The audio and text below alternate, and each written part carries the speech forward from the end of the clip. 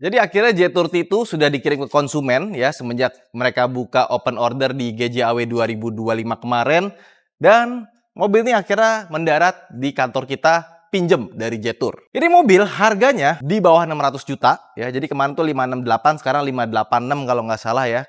Karena kan kemarin pre-order. Nah, terus juga Jetour juga kemarin ngumumin ada varian PHEV-nya yang nanti keluar mungkin di pas Gias, harganya 838 juta. Dimana speknya yang PHEV itu kurang lebih sama kayak Chery Tiggo 9, cuma karena bodinya lebih gede, lebih lebar, range EV only-nya itu cuma 160 kilo, bukan 180 km.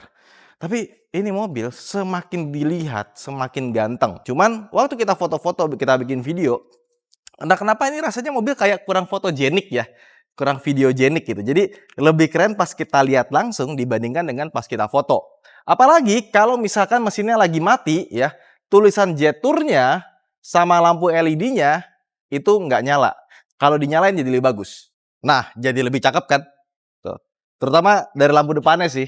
Soalnya kalau misalkan gelap dia cuma gitu doang, kotak gitu doang. Nah, pas dia nyala, dia tuh ada LED DRL-nya, kiri kanan atas bawah, dan lampunya ini dipakai di malam hari dia cukup terang. Padahal dia kaca film bawaannya lumayan gelap ya. Nggak tahu ini pakai kaca film apa. Tapi bawaannya gelap banget sih.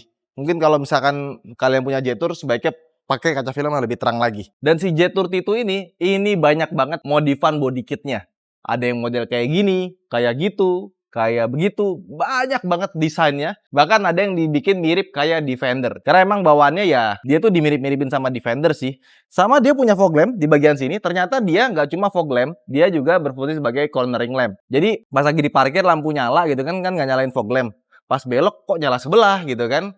Ternyata dia jadi cornering lamp juga. Jadi kalau kita pakai lampu sein, dia akan ikut nyala otomatis, atau kalau kita misalkan belokin setir, dia juga ikut nyala otomatis ke arah kita belokin setirnya. Terus yang gua nggak suka di bagian depannya ini ya, dia tuh ada towing hook, tapi sebenarnya bukan towing hook, ini cuma hiasan doang ya. Jadi ada kepalsuannya di bagian situ. Dan di sini tuh kayak ada mika tengahnya ini, ternyata pas kita coba bawa jalan, kita nyalain lampu dan kawan-kawan, bagian sini yang nggak nyala. Jadi ini cuma hiasan aja. Terus yang lucunya malah di bagian fender sini, dia tuh malah nyala pas lagi malam hari. Nah, kalau kita lihat kolongnya juga, ini gue seneng sih karena dalamnya tuh bener-bener detail ya. Dia tuh dikasih inner fender, ini bahannya karpet, dan karpetnya ini kalau kita pegang itu tebel. Ya, biasanya di bagian sini tuh cuma plastik doang, tapi ini dikasih kayak bahan karpet gitu. Ada plus minusnya sebenarnya. Plusnya adalah kalau kayak gini tuh biasanya peredaman kabinnya bagus banget pas lagi jalan. Dan terbukti waktu kita bawa jalan di tol, ini suara kolongnya itu kedap. Tapi biasanya kayak di Ioniq 5 gua tuh udah jalan sekitar 4 tahun, lama-lama dia tuh turun. Ini mesti diganti. Ya, jadi kalau model karpet gini dia ada umurnya. Ya biasanya kalau kayak gini tuh ada di beberapa mobil mewah gitu ya, tapi sekarang udah bisa kita dapetin di mobil-mobil yang harganya terjangkau. Terus juga bannya yang membuat mobil itu rasanya kecil ya, dia tuh peleknya tuh gede, udah gitu nggak cuma peleknya gede. Lihat dong, kaliper remnya itu gede banget tuh. Disknya segede gini, kaliper remnya segede gini. Gede banget. Velgnya juga, ini tuh ada kayak baut, tapi sebenarnya bukan baut ya. Cuma kalau misalkan kalian pengen off-road yang lebih serius, sebaiknya dikecilin, peleknya ganti ban yang lebih tebal. Misalkan peleknya ganti 18 gitu ya. Yang penting kalian fitment dulu ya, takutnya dia mentok sama kaliper rem sama ke cakramnya, karena ini kaliper remnya gede banget. Nah, ini bannya pakai GT 4x4 AT71 ya. Dan ukurannya dia 255/60, jadi cukup tebal. Oke, sekarang ke bagian belakangnya. Ini cuma aksen aja, jadi nggak ada udara yang bisa keluar dari sini, itu enggak. Pionnya cakep, ada kamera 360-nya. Terus dia juga punya footstep yang besar sekali. Karena mobil ini kan tinggi ya. Kalau kita mau masuk, kalau nggak pakai gini itu agak PR. Jadi masuknya tuh kita injak dulu, ada pegangan di sini. Nah, baru kita masuk. Udah gitu door trimnya juga cakep ya. Kalau kita lihat nih, tuh.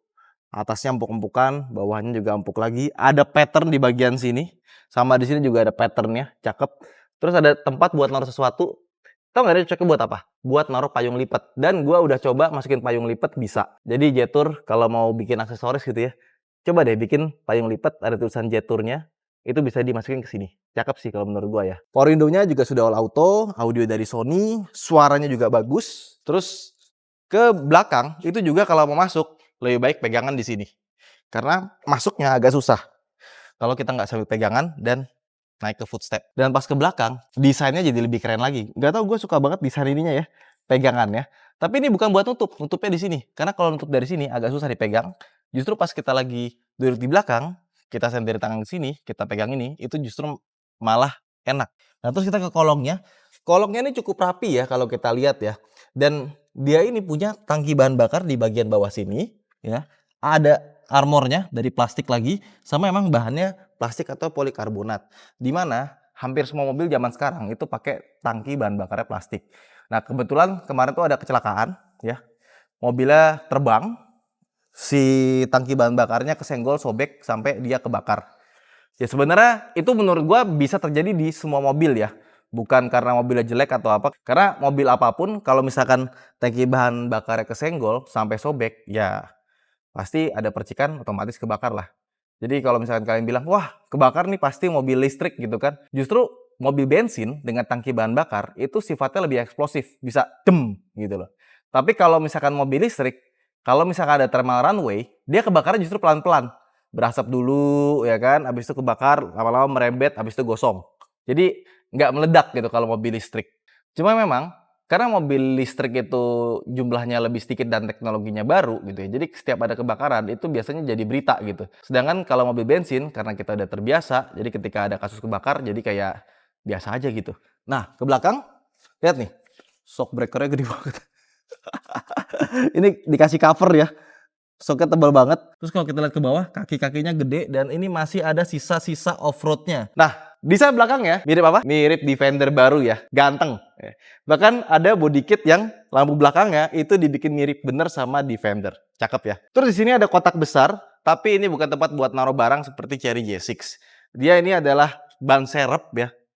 Ban serepnya gede banget emang. Cuma ini space saver ya. Makanya kalau dari belakang kelihatannya kayak gede banget, tapi dalamnya ini ada ban serepnya. Dan ngelepasnya nggak segampang itu. Jadi kayaknya kalau kita mau bikin video cara mengganti ban serep di Jetour, kita harus bikin video terpisah sih. Nah, ini dia pintu belakangnya. Pintu belakangnya tuh gue suka ya, meskipun dia didesain buat buka samping, karena kalau udah ada ban serep di belakang, nggak mungkin kita pakai yang naik ke atas gitu. Kecuali kita bikin rangka dulu buat ngegeser si ban serep ke samping, baru pintu belakangnya dikeatasin. Tapi ya buat apa gitu. Di balik pintunya ini, itu kayak disiapin buat kita nongkrong gitu. Jadi kalau kita lagi nongkrong di tempat off-road, kita bisa naruh, nah cup holder, ada kiri ada kanan ya. Cuma yang kiri kepake, yang kanan jauhan. Terus di bagian sini ada segitiga pengamannya dan kita bisa buka pintu dari belakang, tinggal kita tarik tuas darurat di bagian sini ya. Di sini juga ada tempat buat taruh penyimpanan lagi gitu ya. Sama ke belakang. Terus kalau kita lihat bagasinya, ini tuh sebenarnya kayak untuk mobil segede gini, ini nggak gede-gede amat. Harusnya mungkin dibikin lebih panjang sedikit lagi dan bisa dijadiin 7 seater, mungkin akan lebih laku ya. Dan kalau kita lihat kerapihannya, ini juga rapi, semuanya di cover sama plastik gitu ya. Ada hook dari metal seperti ini ya. Terus ada colokan 12 voltnya, ada jaring-jaringnya buat naruh-naruh barang. Di sini juga ada speakernya, sama kalau kita buka bawahnya sini kita dapat tempat penyimpanan ya. Ini gede banget.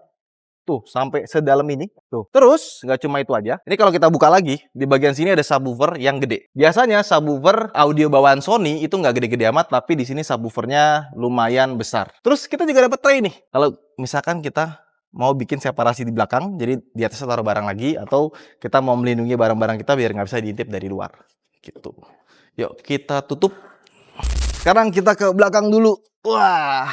Ini di bagian belakang ini seperti biasa, legroomnya besar, headroomnya besar, ada armrest kiri, armrest kanan. Kalau duduk sih ini pas ya, dan tinggi armrestnya itu kiri kanan sama. Sama kalau misalkan menurut kalian masih kurang rebah ya, ini masih bisa direbahin satu step seperti ini.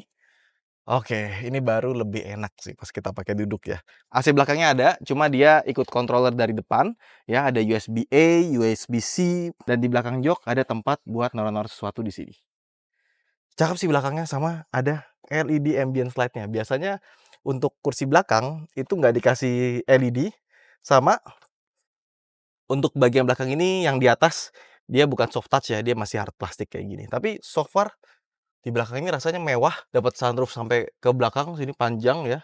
Dan lihat kursinya, dia tuh ada pattern yang sama sampai ke depan. Cakep ya. Nah, sekarang kita ke depan. Oke, kita masuk ke dalam. Aduh, panas. Nyalain push start stop engine buttonnya.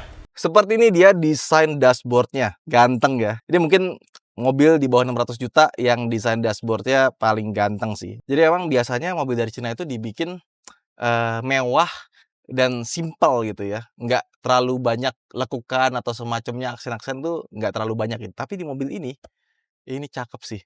Gue suka banget sama desain interiornya ya, terutama aksen-aksen kayak gini nih.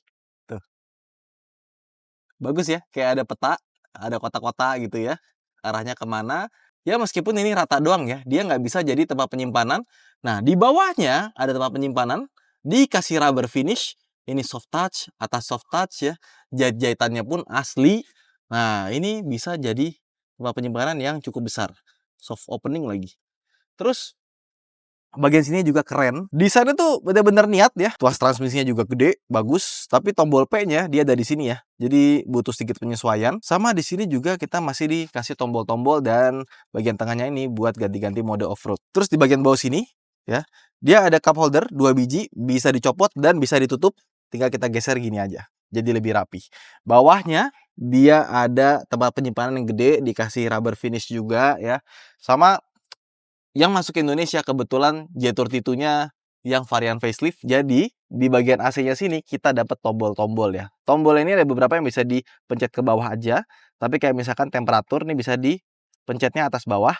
Termasuk juga untuk hembusan anginnya tuh seberapa kencang ada di sini. Sisanya semua controller ada di head unitnya. Termasuk untuk volume. Ya, jadi kalau kita mau ngecilin atau gedein volume itu bisa dari shortcut di sini sama dari sini. Ada 2. Oke. Sebenarnya udah banyak tombol-tombol fisiknya, udah bagus, gua suka ya. Terutama di bagian belakang sini nih, buat lampunya ada, buat wipernya ada, nggak perlu buka-buka touchscreen. Tapi ada satu yang dihilangkan sama Jetour dan itu menurut gua agak rese.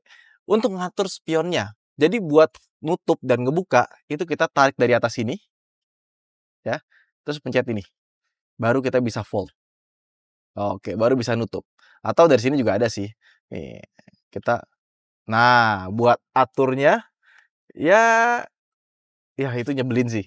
Jadi mobil kalau pengaturan spionnya ada di dashboard bawah atau di door trim ya, sempurna nih mobil.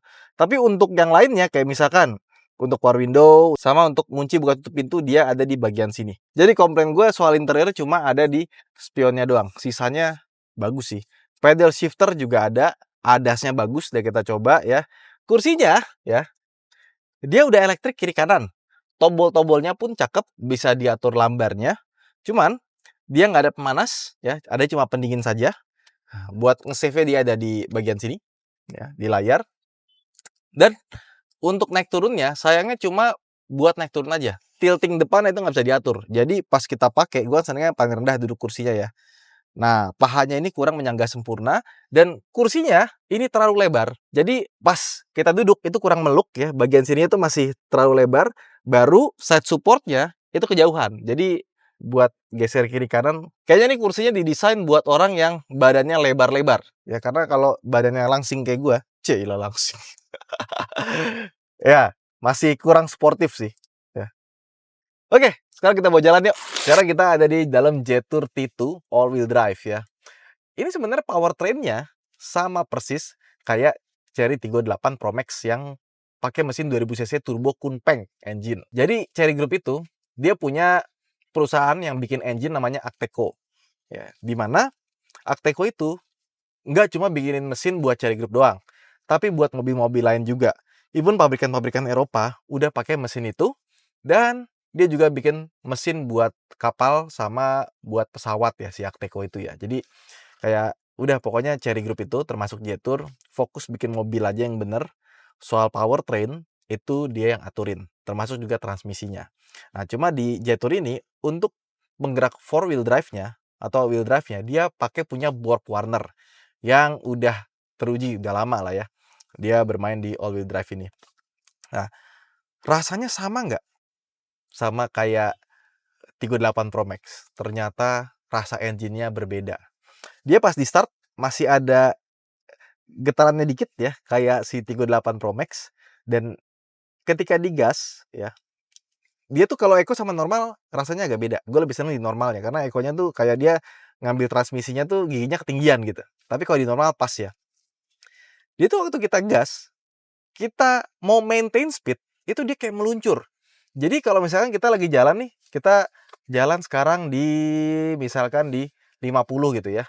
itu kita mau maintain speed di 50, kalau kita biarin kaki kita di pedal gas tuh kayak dia nambah terus gitu. Jadi seringkali kita naik mobil ini, kita gas, ya kan, kita maintain speed, kita lepas, karena dia pas dilepas itu kayak mobil listrik nggak pakai regenerative braking. Kayak regeneratifnya tuh dilepas sama dia. Jadi pas kita gas, kita lepas tuh kayak luncur gitu mobilnya. Padahal dia all wheel drive loh, artinya penggeraknya 4. Kayak nggak ada hambatannya gitu loh. Itu bagus sih, karena pastinya bikin mobil lebih irit ya. Tapi kalau kita ngomongin irit, tentu saja 2000 cc, turbo, bodi segede gini, kayaknya kayak mustahil gitu jadi irit ya. Dan sepanjang kita pakai mobil ini, nah kita tuh dapat dari pertama kali kita pinjam sampai sekarang, udah 1.700 kilo, itu 9 km per liter ya. Tapi kalau after startnya, tadi kita dari kantor terus ke sini, ya itu 11,2 km per liter. Nah, sebaik-baiknya kita bawa ini mobil, ya itu dapatnya 114, tapi itu bawanya benar-benar santai di tol cuma 100 km per jam atau 90 km per jam. Cuma cruising doang ya. Kalau kita pakai adaptive cruise controlnya, dia jadi lebih boros. Jadi tetap aja hukum fisika nggak bisa dilawan ya.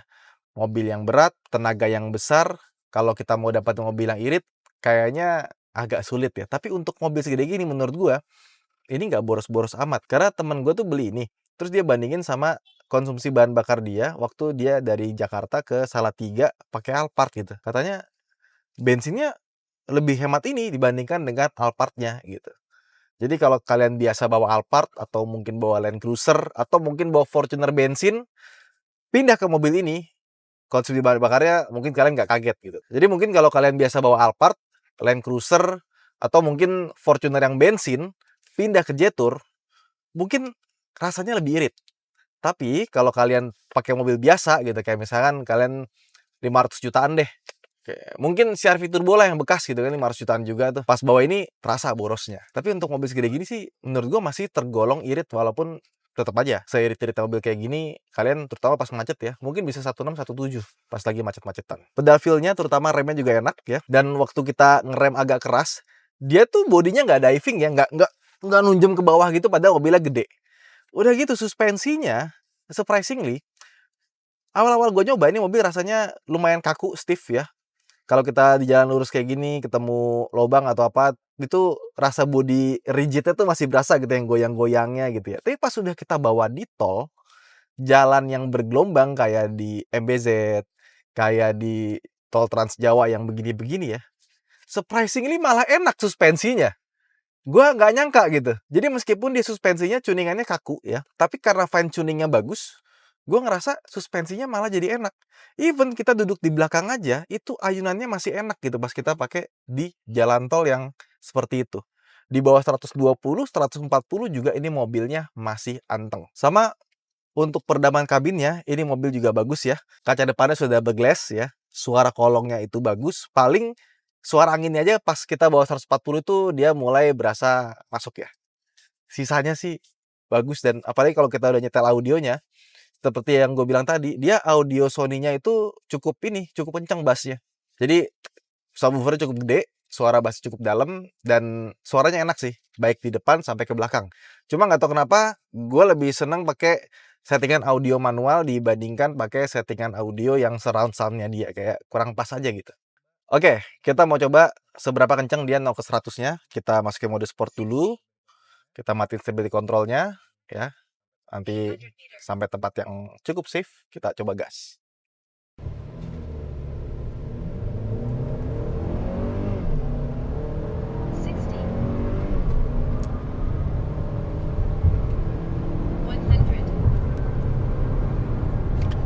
Berapakah yang kita dapatkan?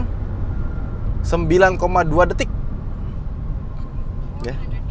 Tapi gue belum mendapatkan start yang enak dengan mobil ini ya. Pas kita start tuh kayak gitu, nggak langsung nyaut gitu loh. Kita coba start langsung sama kita injek rem terus kita gas gitu, dia nggak ada spinnya sama sekali. Artinya dia belum engage dia tuh. Mungkin kita masih tanya Jetour gimana cara nge-launch mobil ini. Dengan mesin ini harusnya dia bisa dapat 0 ke 100 sekitar 8 detikan ya. Kalau kita dapat startnya bagus. Ini kita dapat sekitar 9,2 ya. Cuma mungkin mesti dicoba beberapa kali ya, tapi gua sayang kalau dicoba ngetes-ngetes gitu tuh kasihan transmisinya gitu. Mesinnya pun juga kenceng, jadi kalau misalkan kita tiba-tiba butuh nyusul, kita gaspol aja lebih dalam, transmisinya cepet. Tapi sayangnya gue udah setting beberapa settingan di mobil ini, speedometernya itu nggak bisa berubah. Dia tuh ada yang mode klasik sama mode yang seperti ini, yang modern. Tapi yang lucunya adalah dia tuh RPM-nya itu kecil di bagian bawah sini gitu. Jadi hampir nggak kelihatan pas kita pakai. Harusnya RPM tuh dibikin kayak ada putaran, kayak dial gitu. Ini kan meter bisa kita ubah nih pakai klasik instrumen ya. Pakai klasik itu pun juga sama. Dia ada lingkarannya, ada kecepatannya, tapi RPM-nya tetap di sini. ADAS-nya juga bisa kepake terutama buat pas kita jarak jauh. Kayak gini. Pas ya. Ini asal kursinya dibikin lebih tilting lagi depannya, ini pasti lebih enak lagi nih. Tapi gue penasaran sama performa off-road-nya gimana. Karena emang secara rancang bangun, meskipun dia monokok ya, dia tuh udah didesain buat off-road. Water wedding-nya tinggi, ground clearance-nya tinggi, even sampai sasisnya ini ya, dia tuh dibikin kalau dibuka katanya tuh kayak ada roll cage-nya. Jadi kalau misalkan kita keguling naik mobil ini, dia tuh atapnya tuh kuat banget. Bahkan sama Jetour itu buat ngetesnya di Cina sana tuh sampai diguling-gulingin ya, ditimpa-timpa buat menguji seberapa kuat pilar-pilarnya ini gitu. Jadi kalau misalkan kita mau pakai buat off-road beneran, nggak perlu diperkuat lagi, dia udah kuat dari pabrikannya. Jadi semakin kita pakai mobilnya semakin lama, itu kayak semakin nggak yakin kalau ini mobil harganya under 600 juta gitu. Karena menurut gue dengan performance seperti ini, kenyamanan seperti ini, dan fitur-fitur yang sebanyak ini gitu ya. Jadi menurut gue kalau misalkan yang PHEV harga 838 itu masih oke banget, bahkan terlalu murah gitu. Ya bayangin, biasanya mobil kayak beginian kan pasti bensinnya boros ya. Nah karena dia PHEV bisa dicas, jadi mobil listrik sekali dicas bisa 160 kilo. Waduh, itu sih jadi mobil yang bisa dipakai off-road, bisa pakai keluar kota, dan bisa dipakai buat harian sekaligus sih. Jadi kayak all rounder gitu loh. Seandainya PHEV itu bisa dapat plat biru, waduh asik banget. Nah terus di sini tuh ada fitur yang lucu ya, namanya off-road radiation di bagian sini. Ya. Jadi kalau kita nyalain off-road radiation, ada gambar kipas nyala. Kenapa? Ini sebenarnya mindful banget ya. Jadi kalau kita off-road, biasanya intercooler, radiator, dan kawan-kawan itu kan kena lumpur. Nah, ketika kena lumpur, otomatis pendinginan jadi nggak maksimal. Nah, dia tuh ada kipas tambahan yang kalau misalkan kita off-road, kan otomatis udaranya kurang gitu untuk pendinginan mesin atau pendinginan intercooler. Nah, itu bisa kita nyalain kipas tambahannya, sehingga pendinginannya jadi lebih maksimal. Itu mindful sih, nggak kepikiran juga buat gua. Luar biasa sih menurut gua ini mobil, semakin kita bawa jauh, semakin lama kita test drive-nya, ini kayak harganya kayak kemurahan sih kalau menurut gua ya. Harusnya dia ada di level harga 700-800 juta seperti Tank 300 atau baik BJ40 ya. Dimana kalau masuk harga segitu, ini pun juga menurut gua masih ada keunggulan yang nggak dimiliki sama kompetitornya. Jadi menurut gua sebaiknya mobil ini cepat-cepat kita balikin ke Jetour aja, karena semakin lama itu semakin bikin kepengen ya. Dan buat teman-teman yang sudah punya Jetour itu, bisa komen di bawah seperti apa rasanya, bagaimana memeliharanya. Serta ini sampai jumpa di video berikutnya. Bye-bye.